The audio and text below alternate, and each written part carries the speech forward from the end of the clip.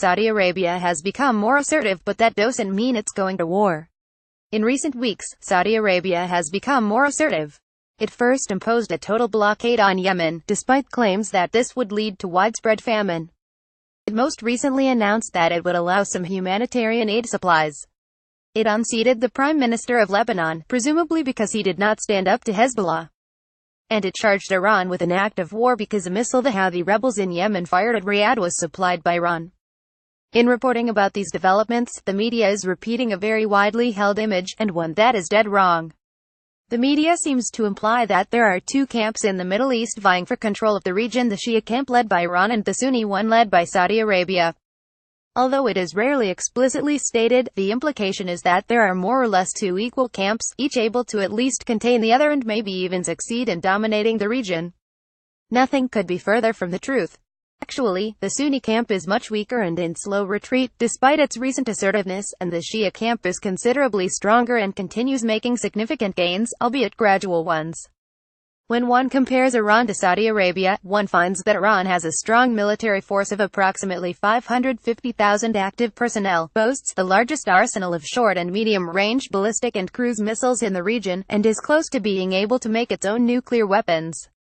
Further, its aviation engineers are developing sophisticated attack helicopters and are among the world's best in drone technology.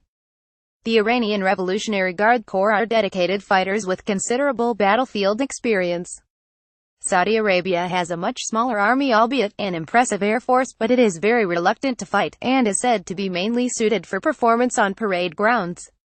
The Saudi forces and the larger Gulf Cooperation Council joint forces are, like most Arab militaries, built to protect authoritarian regimes from unarmed civilian uprisings, not to fight actual wars, reports Bobby Goshen Quartz.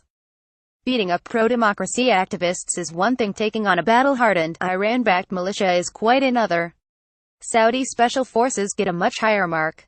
In the past, Saudis did their fighting by outsourcing it to Egyptian and Pakistani troops. No such troops are currently available for fighting in Yemen, though some Pakistani troops have been deployed to Saudi's southern border. Hence, Saudi Arabia has limited itself mainly to air strikes in Yemen, and so far has been unable to squash a molten crew of tribal forces, that of the Houthis.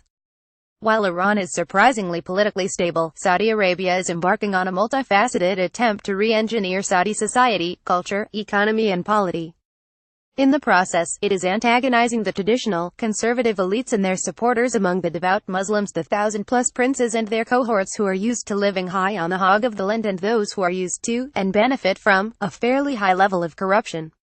The leaders of this transformative movement are betting much of the Saudi wealth on being able to grow new industries and, in effect, a new economy, one not based on the extraction of oil.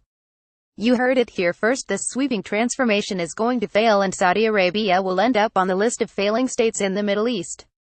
The other power player in the Shia-Sunni contest is Hezbollah, the most well-organized and battle-tried non-state fighting force in the world. Its active ranks number roughly 20,000, armed with a great deal of military technology it gained from Iran and from the black market, including tanks, drones and more than 150,000 missiles. It largely gets its funds and marching orders from Iran. Despite repeated reports of two or more vying camps in Lebanon, in effect Hezbollah is dominant.